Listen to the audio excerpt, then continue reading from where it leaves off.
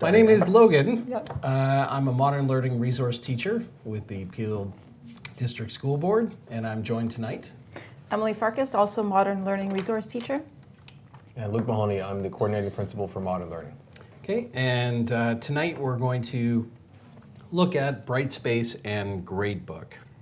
So let's get started. So tonight we did our introductions, but also on the team we have Samantha Brace, who's the coordinator of EML. We have Kristen Clark, who's the assessment coordinator, and my name is Logan, and I'm joined by Emily Farkas and Luke Mahoney. We're going to start with a little bit of a technical demo of the Zoom software here, just so to make sure everybody understands how to use this and so that we can communicate back and forth. In the chat feature, if you notice along the bottom, right above where you will be typing, there's an option that says all panelists and attendees. That's what it should say. If it doesn't, please click on the chevron and select that. That's a great way to communicate with each other, but also to post questions to us or leave us any sort of comments. There's also a Q&A feature that we have selected for you. There you can post your questions, and Luke and I will do our best to answer all those questions. We will also take a few minutes at the end to make sure that we review the questions and have maybe a deeper discussion if required. There is a raise your hand feature. We will not be using that. So at the moment, we cannot see you or hear you. If you raise your hand and we were to select that, then we would be able to hear your questions also. But due to us only having 1 hour to do this, we are not going to use that feature. So please use the chat and please post your questions for us and we will get to them for you. Next, Logan's going to do the gradebook demo, and then we will review the questions at the end. But before we get started, Luke is going to explain to us why we would want to use Brightspace. Right, thank you, Emily. So at all of our sessions, whether it's a lunch and learn or staff meeting or webinar, we always start with why Brightspace and how did we get to this point. And I think it's important that everybody recognize and understand that Brightspace is not coming to replace any of the other platforms that the board provides, so Microsoft or Google. It's also important to recognize that we're not letting people know that they shouldn't be using other platforms like Seesaw. We are letting people know that there are some requirements that you would need to follow, and that Brightspace is something that does meet those requirements around privacy, so that you know that you're in a safe environment and that the student data that you collect is safe and it's secure. It's a product that's created by a company called D2L. They're located in Waterloo, so it's a Canadian company, and they secured a contract with the ministry for 10 years to provide a virtual learning environment. So because it's through the ministry, there are some requirements of it, one being that it has curriculum integration for the Ontario curriculum, which is really important, and it allows us to have and support that dynamic assessment and responsive assessment for students, particularly right through from K to 12. It's a safe and secure environment, as I chatted about previously. It has SIS, Google, and Parent Connect integration, which allows for some of that work that teachers sometimes need to do around uploading students and creating classes is done automatically through SIS. We can still use the Google environment to create sheets and docs and slides, and those can be attached through the Brightspace environment. And there's an opportunity for teachers to share and support that homeschool connection through the Parent Connect. So Parent Connect is it's a module that the board already has that parents can access and caregivers can access for information about their child's schooling. And this is just another piece of information that will flow into that environment. And some of the information that might go there come from portfolio or come from activity feed. And you can have a look at some of those resources on our Brightspace bit.ly that will guide you through what information moves there. And the last part is around the artifacts. So pieces of information that evidence students archive or use for their portfolio, it moves along with them, which is again a really powerful way of providing feedback and assessment and for students to recognize where their strengths are and how to leverage those strengths to perhaps address some of their areas of need in the upcoming years.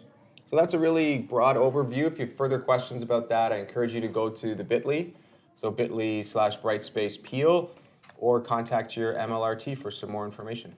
And now I'll give it back over to Logan, who can bring us through the live demo for Gradebook. And our learning goals for Brightspace is to become familiar with the Brightspace Gradebook application. This isn't a navigating Brightspace to help you decide which features best support your pedagogy. And we have a 6 through 12 audience today, which is great. The first part of when navigating the gradebook. So I'm going to be moving from the slide to the actual site. So first, to navigate to get to the actual Brightspace page, I'd go to the BYOD page, I'd select Brightspace. And now I'm going to be presented with a landing page. Our other webinars, which you can find at bit.ly/Brightspace Peel with a capital B and a capital P, so bit.ly/Brightspace Peel. We have other webinars that go through navigating Brightspace, the portfolio experience, so those links will become available a few days after the webinar. Same thing for this webinar, so you can always come back and revisit it at a later time, just through that bit.ly. And we do have some upcoming ones as well. Back to Brightspace, this is the organizational page. A great place to start is through self-registration. And on the self-registration page, you'll see Getting Started in Brightspace, and you'll see an option to enroll. If you click Enroll and Register and Submit and Done, you'll be able to register and gain access to great material. And if I ever want to go back, I click on the little house and it'll take me back to the main landing page. So again, the Getting Started in Brightspace class, it's self-directed learning and they have different modules. And there is also a module for Gradebook that has additional resources. What you'll see here are your different classes. If I'm in grades K through 8, it's what I report on. If I'm in high school, it's my assigned courses in SIS for semester 1 and semester 2. And so this changes from time to time. And so now we're going to go in and have a look at the actual gradebook.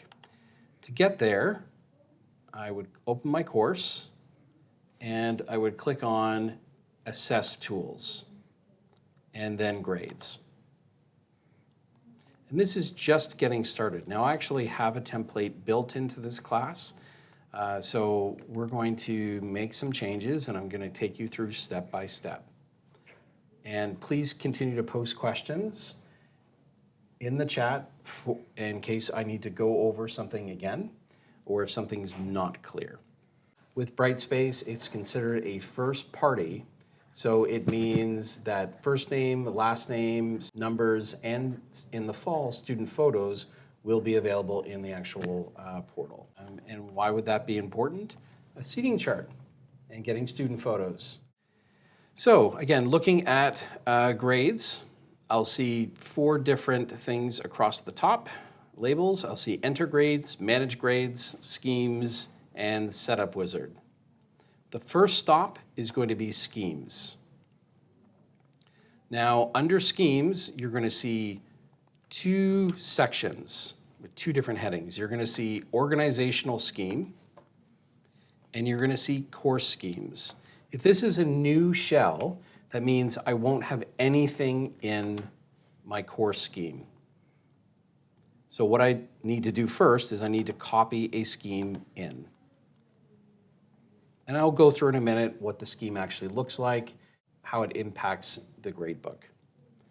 But I'm going to select under PDSB, and I'm going to select the Peel anchor marks, and then I would select Copy. Now I've actually already done this, so I have it in my course shell already. So here's my copy, and this is what it looks like. So I have my grade symbol, I have my anchor mark, the starting value, and these are basically the start and stop values. So if I assign a 3+, it's going to calculate it as a 78. and I can make further adjustments depending how I set my graded items. And all the report colors match the SIS report colors in the report module. I'm going to save and close. I can have multiple schemes, so I can actually make a scheme if I'd like. So I have one for not met, met, exceeded standard, and I could even create a new scheme from scratch. And the next step is going through the setup wizard. I go right to start, and now this is going to show weighted and points. In the secondary, I'm going to choose weighted. Then I'm going to choose adjusted final grade. And what this allows me to do is use my informed professional judgment in adjusting the final grade before it's released to the student. I'm going to drop ungraded items, and I'm not going to keep the final grade updated. And then I'm going to choose a scheme. Again, I see organizational schemes, and then I see course schemes. I want to choose the scheme peel anchor marks that I copied into my course scheme. That's what I want to choose. Managed view, this is the teacher view because I'm managing the course.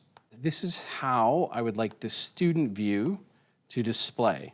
So this is the default. I can change this for individual grade items if I so choose, but the default setting is always going to be this. And I tend to choose grade scheme symbol, which is level L+, like level 3+, for example, and a grade scheme color. If I want them, if I'm using met, not met, maybe I just want them to see a color. I could choose that if I'd like. And I could say, nope, I'm not gonna allow you to see any decimal points. And text numbers, I have a 50 character limit, and I'm not going to display the final calculated grade. It then goes through a summary, weighted, and this could be based on OLGs, it could be based on overall expectations, it could be based on the achievement chart. It could be based on strands. I'm not going to keep the final grade updated, and I'm going to use my scheme, peel anchor marks that I copied. Display 2 decimal points, this is just for me, and then this is the student view, and I'm going to select finish. If at any point I would like to change this information and change my gradebook, I would go under settings, and then again, manage view is teacher view. So this is what I see. I see the weighted grade, I see the grade scheme symbol. The organizational display, this is what the students see. So without running through the wizard, and then again the calculation, I can continue to make these changes. So let's go back. To recap, we've looked at schemes, and we've looked at the setup wizard. Those are the 2 things. And we've basically set up our gradebook. I have a question here. Comparing this to Markbook, where they're able to weigh tasks more heavily than others, is that possible in Gradebook? Yes, and the process of what we're going to go through tonight is substituting Markbook with Gradebook. That's the process that I'm going to demonstrate tonight, and I have templates as well that we're going to look at. Go into Manage Grades. I'm going to see information at the top. It looks like an error message. It says final calculated grade sums up to 655%. What's going on? Is this an error message? No, it's not an error message. The goal here is to use your informed professional judgment and most recent and most consistent. There are differences in between Markbook.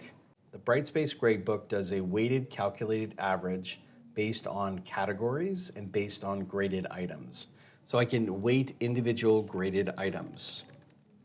I'm going to go and create an item.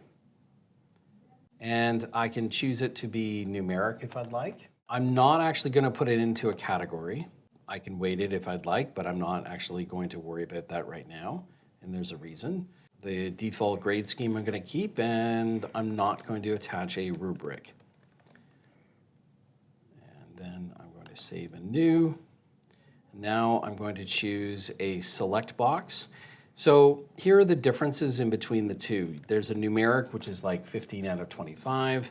A select box is a drop-down level based on levels, so level 3 plus. So then the student only sees levels. A pass-fail is quite simply a pass-fail. Calculated, I've never used it. I've been teaching in Brightspace for 5 years. And the text field is a very limited field where if I'd like, I could leave myself a note in 50 characters or less. And I could actually make that a non-viewable item. So that means that the students wouldn't be able to see it. So I'm going to create another option, and I'm going to call this Project 1, Success Criteria B, okay? And I'm not going to put it in a category. I'm not going to worry about the weighting right now. And then I'm going to save and close. And now I'm going to create a category. And I'm going to call this, I always manually assign weights inside a category. I'm not going to worry about weighting the individual category right now. And I'm going to create another one, LG6. So now let's have a look at what we did. I scroll all the way down to the bottom, and I see the two items that I've created. I've created a numeric and a select box, and I've created two categories. Now I have other items in this actual grade book. If I want to grade this item, I could actually just click here and enter grades. They would take me to that individual item where I can actually grade based on the points and the weighting, and I could actually provide feedback. To enter a mark, let's say I have an assessment that spans multiple categories. So let's have a look at this assignment. So under Enter Grades, I can go Hide Show Columns, and I see all my grade items that I've created and all my assessment opportunities. So here are the two that I've created, and they're related to one assignment, but they're related to different OLGs.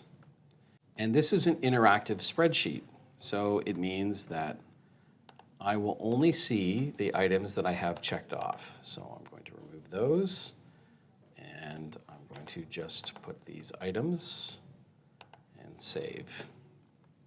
So typically my criterion, I would probably have 4 or 5, and I could do, say 7.4, 6.3 for these demo students. And so this is a difference between a numeric and a level. So here we go, and let's say 2 minus, and this is 3. Then I'm going to save. And I could change my view so that I see it with colors, and this is similar to what the students would see, except they would only see level 3 and level 2 with the color and the number. They wouldn't see the numerical value.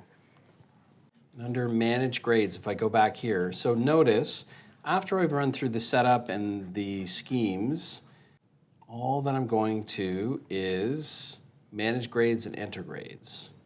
If I want to bulk edit, so I've marked these assessments and I want to put them in a category, I select them, and then I select Bulk Edit. At this one screen, I could adjust the points, I could adjust the weights.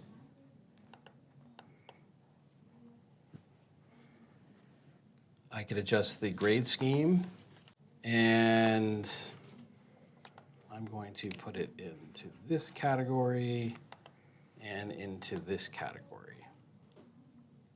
So in one screen, I can move items. So when I go Save, I scroll all the way down. Now you'll see OLG 5, I have this as a category.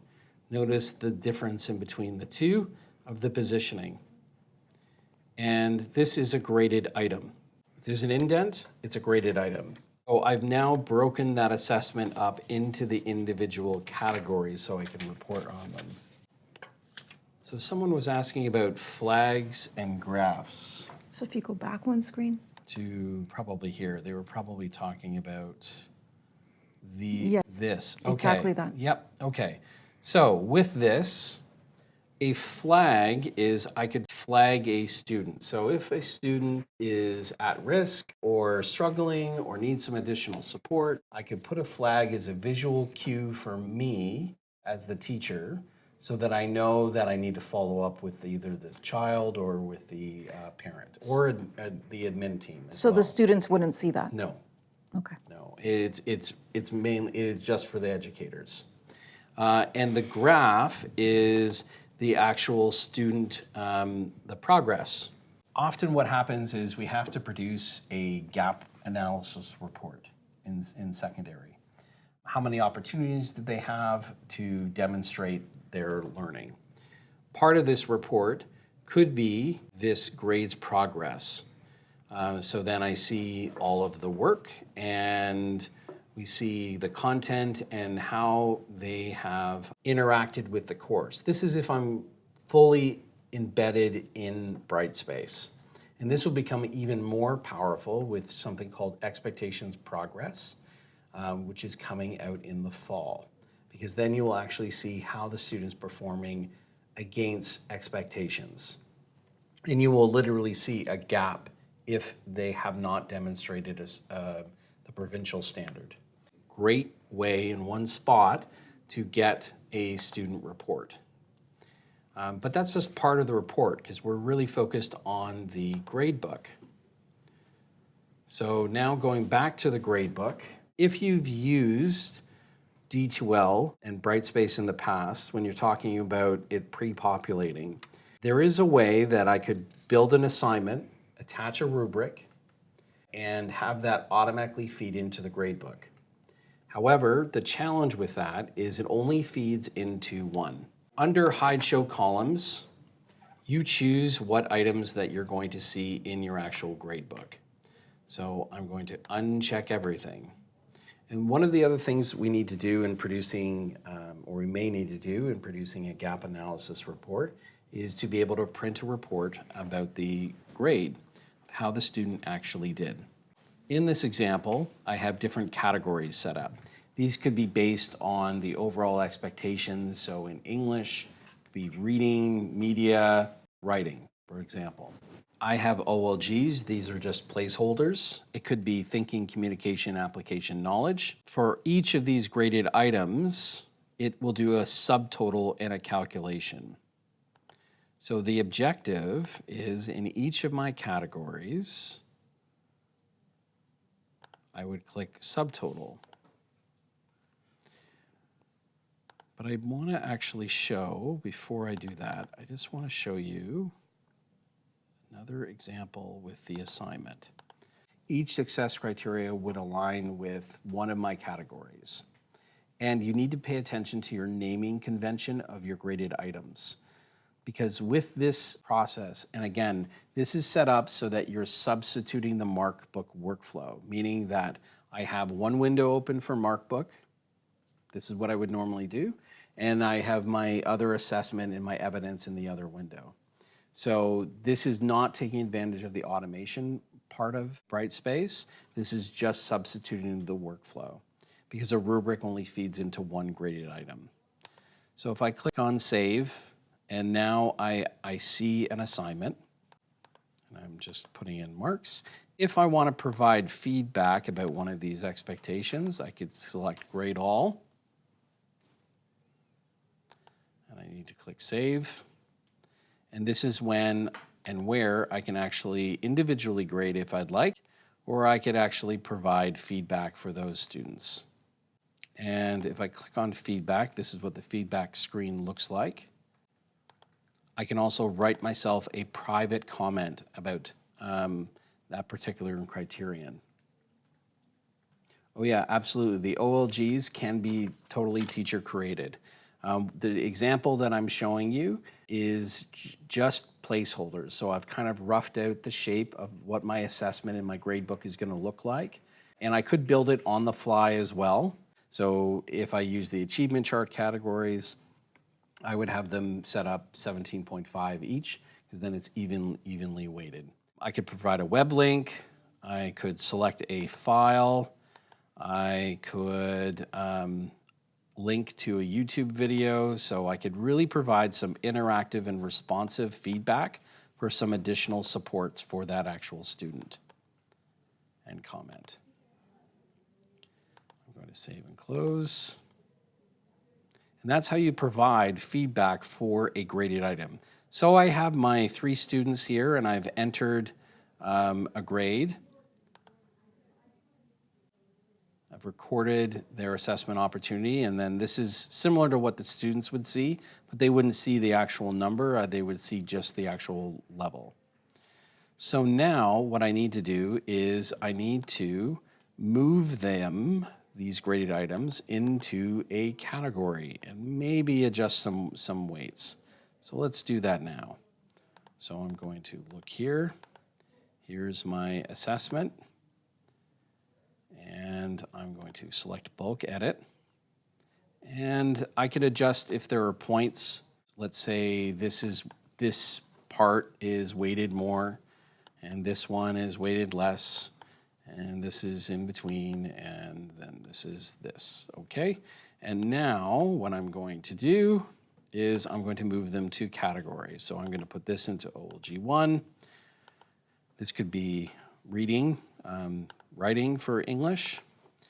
Could be numeracy for math, each of these OLGs. And then I click save and close. So I've selected those and I hit save. And then what happens, I'm going to see those graded items. So here it is, there's the first one. Assessment Opportunity 6, Success Criteria A has been moved into OLG1, Term Evidence. And I have it listed as Term Evidence, and that's intentional because that's telling me that this is term.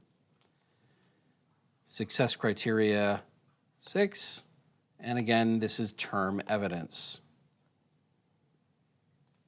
And Term Evidence, and Term Evidence. So I've now moved them to the individual categories where I would need them to be. And now under Enter Grades, I'm going to pick one, just one of those categories. And I am going to look at OLG1. And I'm going to select the term overall. And I'm going to select Final Adjusted Grade. All I'm seeing is here's the term overall for OLG. So this is an override that I would use based on what I see. So here's all the evidence that I have collected for that individual overall expectation, strand, category. It's giving me a subtotal telling me the student's a 3. Maybe there's some additional work that that student has actually done. So I'm showing a 3+. In that category. And this student's a 3-, and I actually think that student has struggled and 2-4. And I would document my evidence. These are my term overalls. And so there's a reason why I'm doing that, because I want to choose the graded item. And I want to use most recent, most consistent. But I could look at a progression of time and I could see how that student is doing based on most recent, most consistent. And I'm going to hit save. And then when it comes down to reporting, what I need to do is I'm going to hide show columns again. I'm going to deselect everything. And what I would have done is I would have looked at all my term 1 evidence, all my term 2, and I would have adjusted my term overalls. But just to double check, I've already looked at each individual category and all the evidence, and I can weight them individually. And I'm going to select a subtotal and save. So now I see term 1 evidence. It's subtotaling it for me. So it's doing a calculation, and I've already entered this information here for these students and these term overalls. So I'm getting individual calculated categories. And again, just to recap, if I want to adjust the weights, the quick and easy way to do that, if I select all the items in this particular category and I need to adjust weighting, I select bulk edit, and I can select more than one graded item. So each of these represents a graded item. I could adjust the points, and I could adjust the individual weights. I could adjust the grade scheme. I could even have multiple grade schemes and the term evidence. And we're approaching the end. We've got about 10 minutes before we focus on questions. So I'm just going to show my term overall, and I'm going to show the final adjusted grade. So here are my term overalls for those students. Here's the evidence. Here's the final adjusted grade. I'm going to choose grade all. Same thing that I did for the other graded items. And I'm going to select recalculate. And I have to resize that window and click calculate, and I choose what I'm going to include. So remember, I've gone and I've already reviewed all the evidence in my term categories that I've set up, and I'm going to choose calculate because I'm looking at just my overalls, and now it's done a calculation. If I want to further adjust the grade, I can do this. I can click save.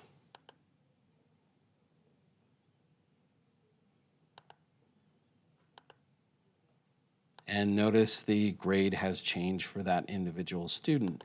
If I want to individually recalculate for a student and I want to include something and remove something, I can individually adjust what graded items I actually include. I can select all the students and I could release, unrelease. I can provide feedback, and I could leave myself a private comment. And students don't see that. So I can choose this student, and I can say I'm going to release that feedback and save and close. And then the student will only see the grade level scheme.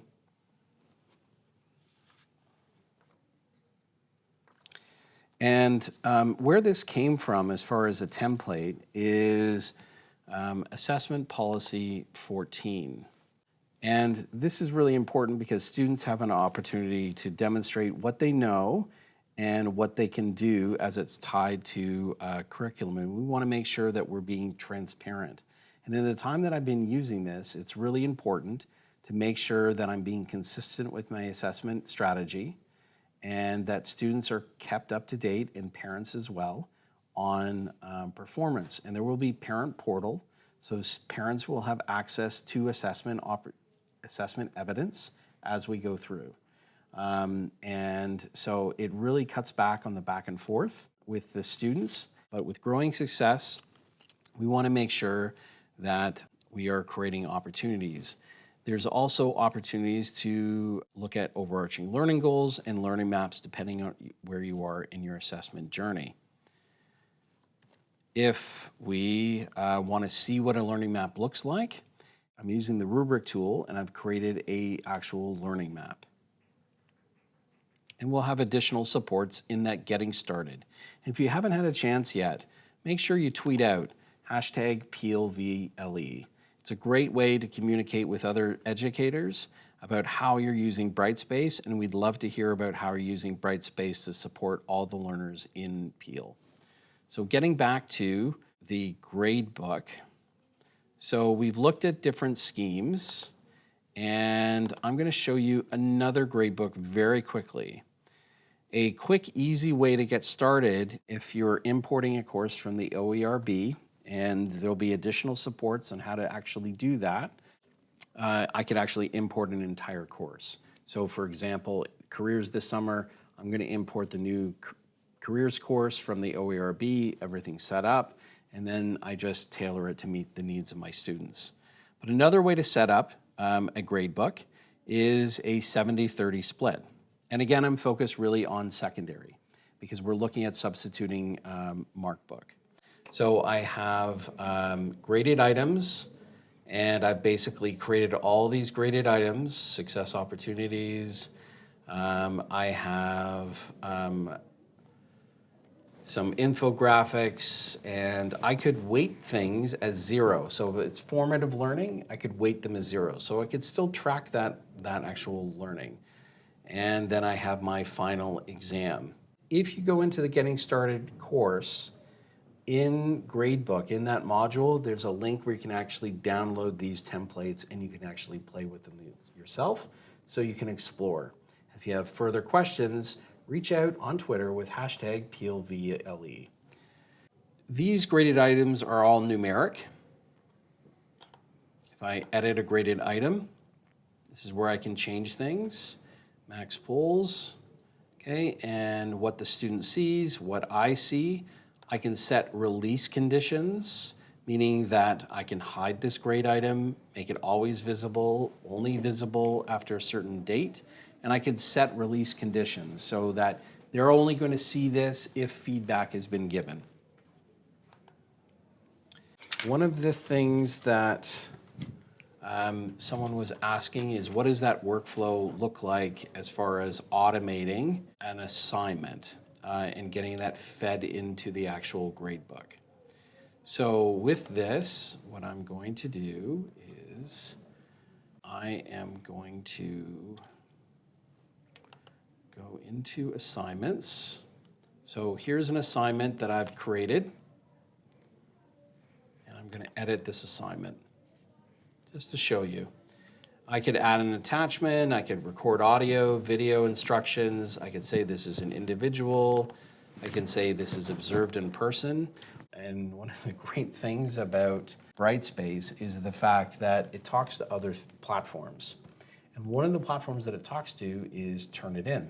So it has an originality checker as well. So if I change this to a file submission, and I could put a check mark for enable the originality checker.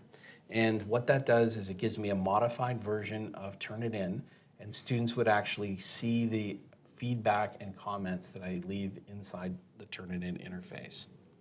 This is where things change, because I can link it to a graded item, but I can only link it to one graded item.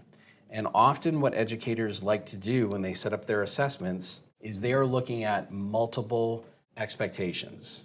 So tying to one graded item is a challenge, because then I'd have to make sure that there's consistency in my assessments and how my assessments are weighted. I've tied it to this rubric as an example. So here's an actual rubric. And so what would happen is if I link this to a graded item, this criterion would not feed into the gradebook. Only the overall would automatically feed in. And one thing that you can do, again, is I could set it as a file. I could create a text submission, an on paper, or an observed in person. But there's different tools, because the assignments tool, the rubric tool, and then I have the gradebook. So that probably, if you're a new user, if I'm really familiar with Markbook, I would say stay within Gradebook, because once you get everything set up, basically all I'm doing is I'm clicking on Save, and I've set up my gradebook and enter Manage Grades, enter Manage Grades. And when it gets to the point when I need to make a report, I can click on Export. I basically check everything off. I choose what graded items I want to include, which is generally all of them, and I export to Excel.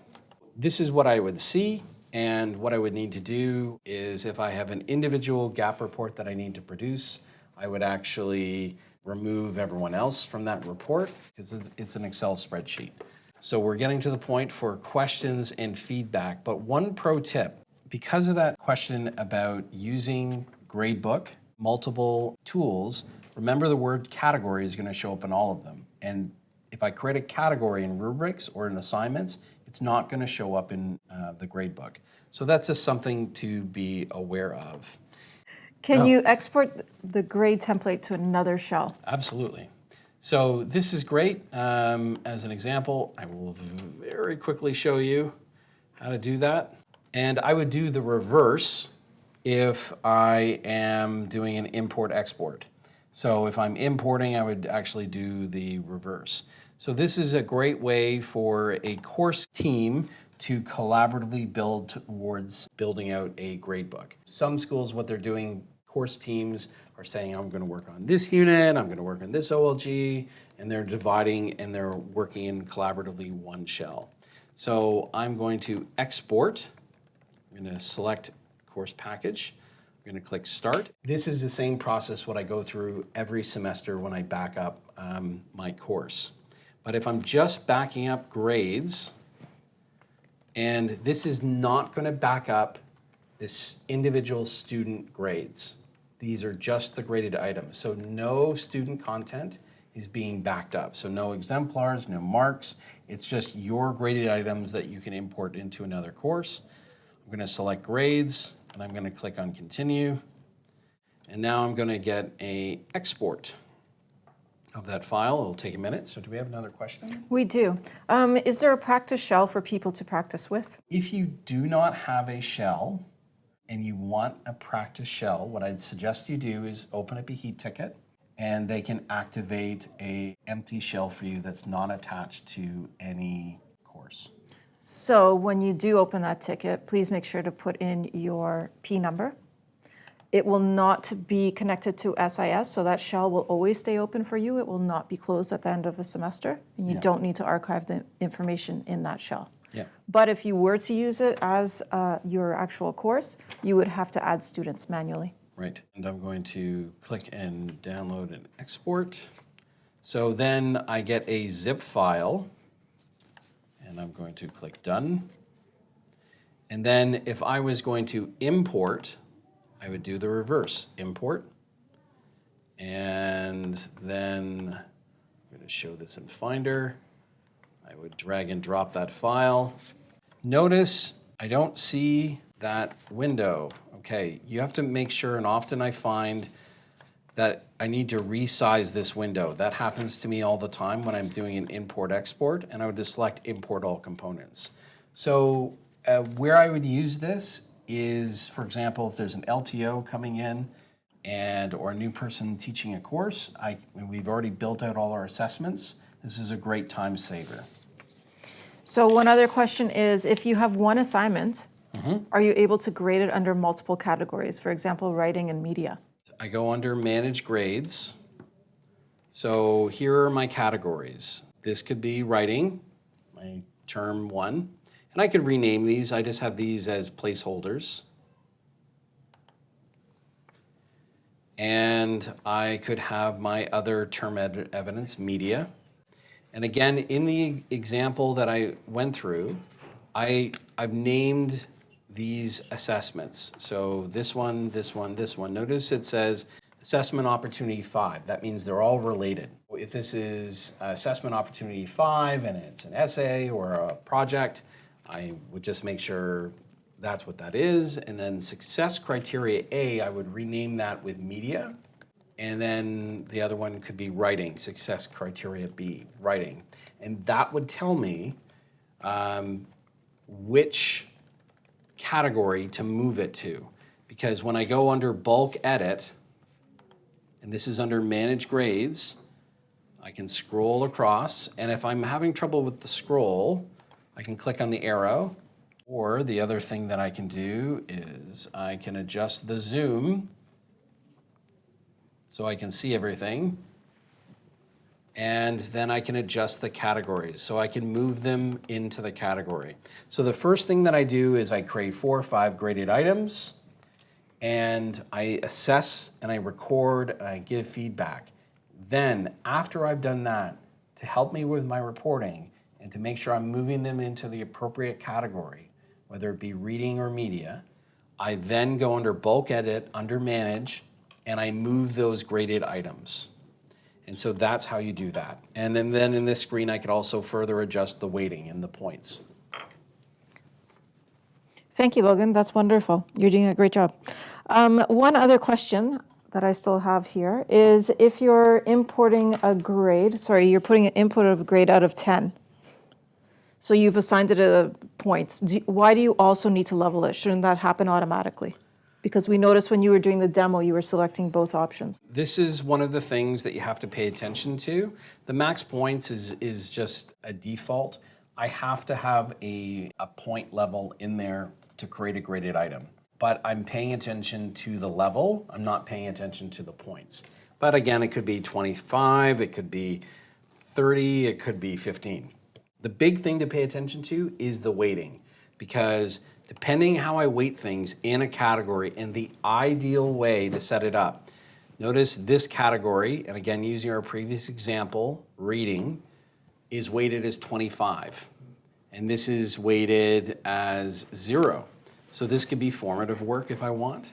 And I have all the other ones weighted as 0, and then I have my term overall items, I would weight those 17.5 or 25, 25, 25, depending on how I want. But all of these graded items, so all of these graded items here, it is going to complain and show up in notes if it does not equal 100%. But I don't need to worry about it because it will still figure out the math. It will still do the calculation based on the weighting of the assignments and say, well, based on these items, even though I only have 3 in there, this is the level that that student is showing. So if you do not have a final exam, right, that's where that is important. well, yeah, absolutely. If you don't have a final exam, so this would be in particular for grades 6 through 8, Correct. right? So you wouldn't have a 70-30 split then? No, you wouldn't have a 70-30 split, you would just have 100. So if we could just take a minute to show them where getting started in Brightspace. I would go to the home page, I click on self-registration. So we are working very hard to get modules set up here for you. Yep, and you're going to see getting started in Brightspace, and it's going to show as not enrolled. You're going to click on that, and then you're going to go through the steps and it will enroll you in the course. And then to access the course, I have a few different ways. The course waffle, I can pin courses to the top. It's the course selector, just looks like a waffle.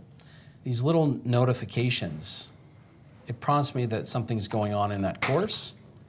And so here are the modules that you see, and you can actually go through. And that will walk you through many of those questions you have. Lovely. Thank you, everyone. Thank you so much. Have a great night, and we the North.